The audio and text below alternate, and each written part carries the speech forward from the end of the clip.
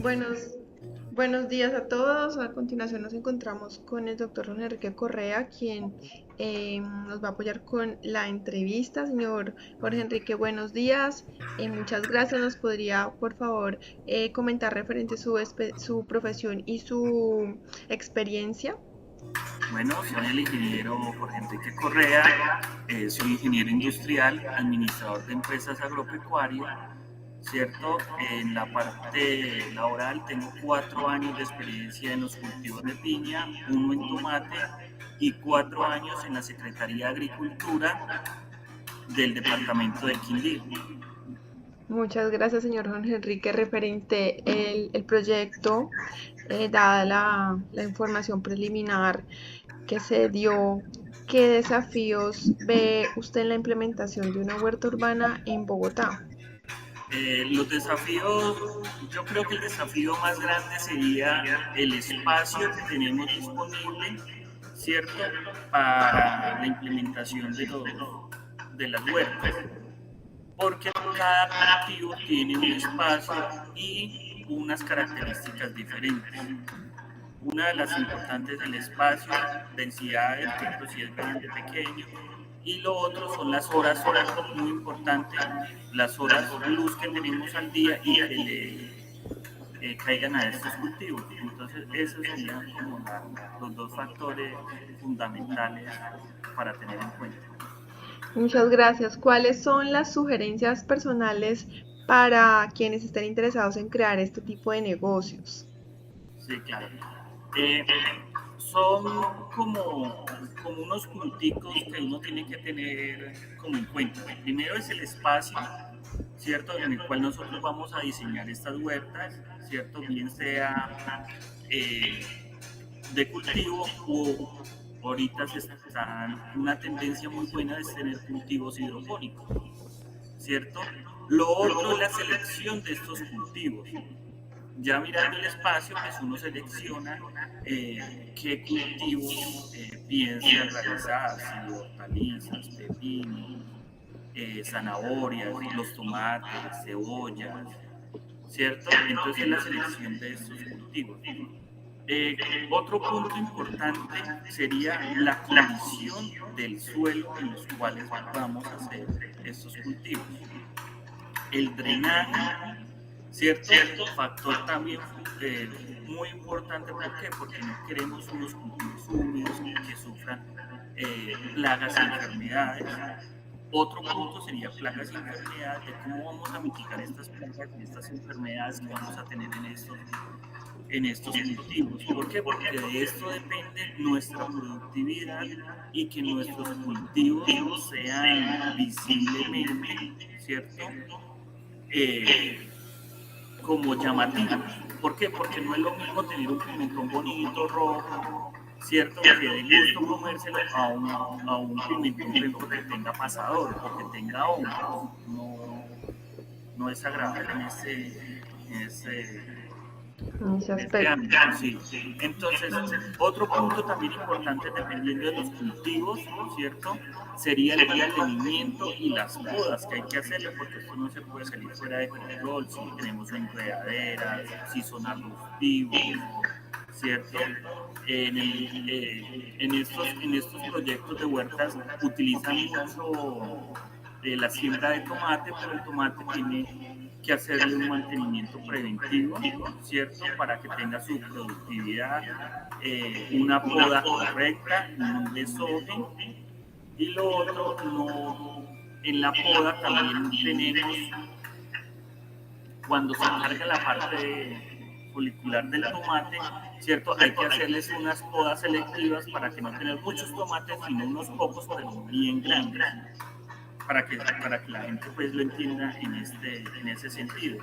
Estas podas también, por ejemplo, también se hacen así en el banano, en el plátano, porque son muchos racimos, entonces no necesitamos cantidad, sino necesitamos calidad.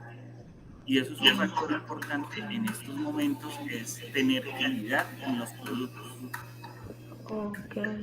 Y, ¿Cómo cons- y con todo esto, pues entonces eso viene como segregado a los paquetes tecnológicos y a la educación que se le va a dar a las personas, esa asesoría técnica que se le va a dar a las personas de cómo vamos a ayudarles a hacer esas huertas productivas. Ok. ¿Cómo consideraría usted, pues basados en nuestro proyecto, que le podemos agregar valor? Eh, ¿Cómo considero yo? Este valor es importante. ¿Por qué? Porque toda la comunidad puede estar unida, ¿cierto? Y una persona puede sacar tomate, otra puede sacar cebolla.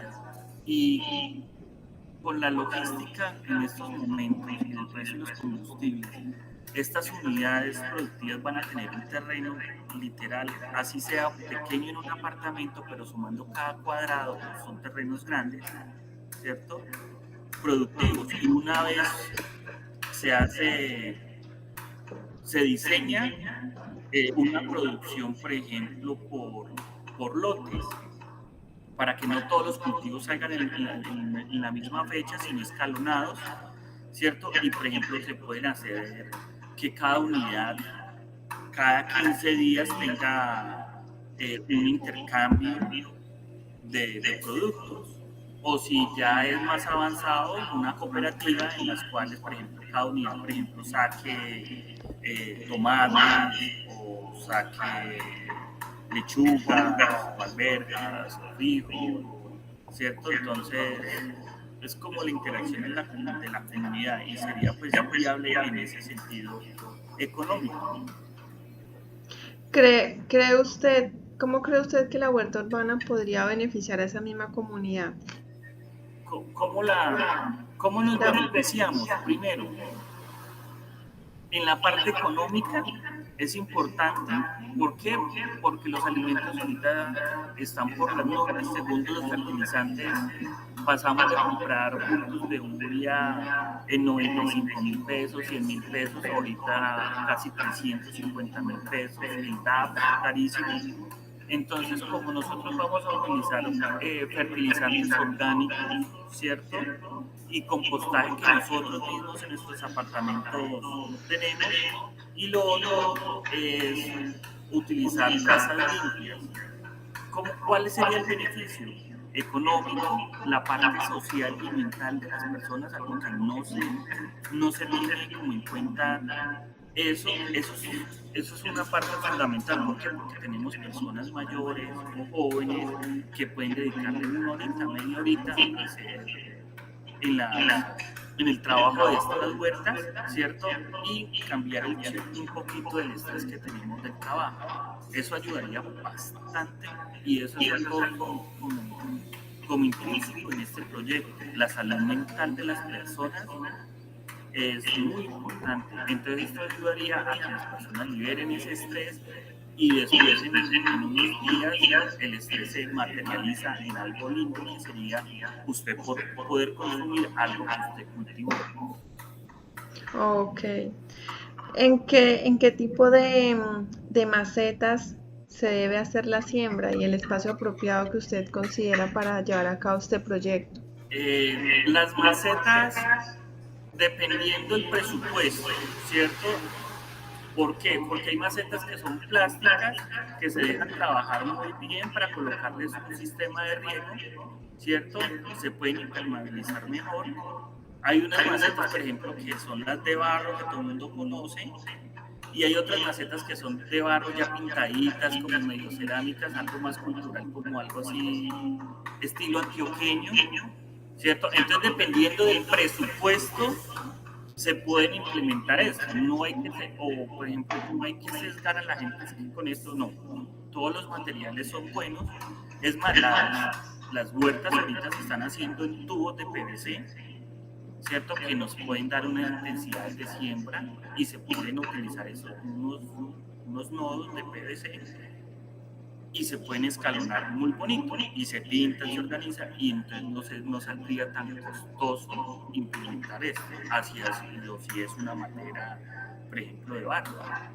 No hay que Ok. sesgar en ese sentido al presupuesto de las personas. Uno se tiene que adecuar al presupuesto y brindarle la tecnología dependiendo como la quiera. Ok. Esto, ¿cuáles son los fertilizantes que se deben utilizar y con qué frecuencia? ¿Con qué frecuencia? Dependiendo del cultivo, ¿cierto? ¿Qué fertilizante? Si vamos a hacer escalonado y tener producciones altas, pues ya sería uno que es muy utilizado, es el triple 15, triple 18, con especies menores, teniendo en cuenta que las tablas nutricionales para son el nitrógeno, el fósforo y el potasio. Son los tres principales para tener un crecimiento, tanto en raíces, tallos y folicular. Pero entonces algo muy importante es ver los elementos menores que tengan estos suelos para aportarles a la óptima producción. Cosa importante que en los fertilizantes es, nos vamos con un sistema de fertilizantes químicos o nos vamos, que personalmente me gusta más este tipo de proyectos, no tanto enfocarlos a la producción, sino una producción de trazas limpias. Es decir, pequeños compostajes que nos sobran de nuestros almuerzos, nuestras cenas, nuestros desayunos, ¿cierto? Compostarlo y ayudarle a estos suelos. ¿Cómo? Y después, como son bajos los niveles de fertilizante que vamos a tener, ayudarlos con compostajes orgánicos mucho más, como humus de lombriz, eh, tenemos el humus, tierras y, por ejemplo, las cáscaras de huevo también son fijadores buenos. Lo otro es la interacción entre los cultivos que vamos a hacer. Por ejemplo, un fijador natural bueno de nitrógeno serían los frijoles, ¿cierto? Que ayudarían a que si sembramos, por ejemplo, lechugas, tengamos unas lechugas mucho más grandes. Entonces, esta interacción entre lo que podemos sembrar y lo que queremos sembrar ayuda mucho. Entonces, son paquetes pequeños. Ok. En caso de que la planta le salgan plagas, ¿qué tipo de pesticidas se pueden utilizar para contrarrestar que sean amigables con el medio ambiente y que no afecte este proceso orgánico del proyecto? Sí, podemos utilizar los pesticidas químicos, pero el impacto para la salud y para el entorno de las unidades o las tierras sería siempre un poco grande. Pero podemos utilizar, por ejemplo, biológicos que son naturales, ¿cierto? Y nos ayudan a combatir. O algo más, como no son tan extensivos, ¿cierto? Entonces hacerlo como mucho más casero. Están las cebollas, los ajos, las canelas, las pimientas, ¿cierto? Que nos ayudarían a combatir estas plagas y estas enfermedades que podemos tener y volver nuestro producto algo más humano, no con tanto químico para, para así no tener un impacto mucho más grande en lo que podamos consumir. Muchas gracias. ¿Qué tipo de planta recomendaría sembrar? ¿Vegetales, frutas, hortalizas? ¿Cuáles ve más viable para el proyecto? Yo veo lo más viable y más satisfactorio es lo que se come en poco tiempo, ¿cierto? Los frutales no, porque son de 4 años, 5 años, por ejemplo, un limón, 15 años, ¿cierto? A tener su producción. Entonces, yo los frutales en estos proyectos, yo los sacaría, eliminaría la palabra frutales. Colocaría hortalizas, ¿cierto? O legumbres o algo así que sea más tangible en el corto tiempo. Tenemos tomates, más o menos son 3 mesecitos. Usted ya se puede consumir un tomate en 3 meses.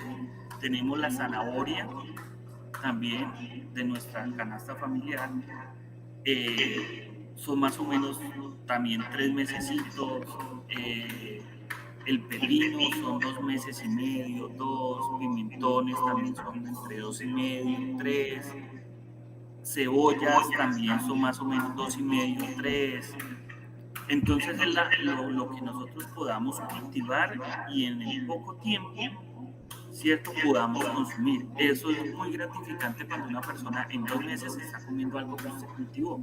Entonces, si nosotros tenemos, por ejemplo, una cebolla, un tomate, ¿cierto? Entonces ya tenemos algo que no es típico de nosotros, que la cebolla y el tomate, y entonces usted ya solo compra los huevos por fuera y ahí está el desayuno. Un desayuno muy balanceado, orgánico, porque no vamos a trabajar con casas limpias, entonces eso ayuda. Muchas gracias. Y por último, ¿cuánto tiempo cree que se debe contemplar el proceso desde la siembra hasta la cosecha? Como yo le venía diciendo, desde la siembra hasta la cosecha hay que diseñar cultivos de máximo 4 meses, que eso serían el fijo, ¿cierto? Entonces usted diseña para 3 meses, 3 meses, 3 meses, 3 meses. Como vamos así, entonces, y vamos a trabajar con unidades, ¿cierto? Y cada unidad, por ejemplo, dependiendo del patrón, cuántas horas, entonces mirar que estos vecinos, por ejemplo, siembren frijol, estos siembren pepinos, estos siembren cebollas, y hagan un intercambio o mirar, o sacar una producción general y esa parte sí poderla comercializar. Ok, muchas gracias. Le agradezco mucho el apoyo a la entrevista. Es muy importante pues todo lo que nos dio a conocer para el proyecto. Le agradecemos mucho su apoyo y sus conocimientos. Bueno, muchísimas gracias. Acá estamos para servirle.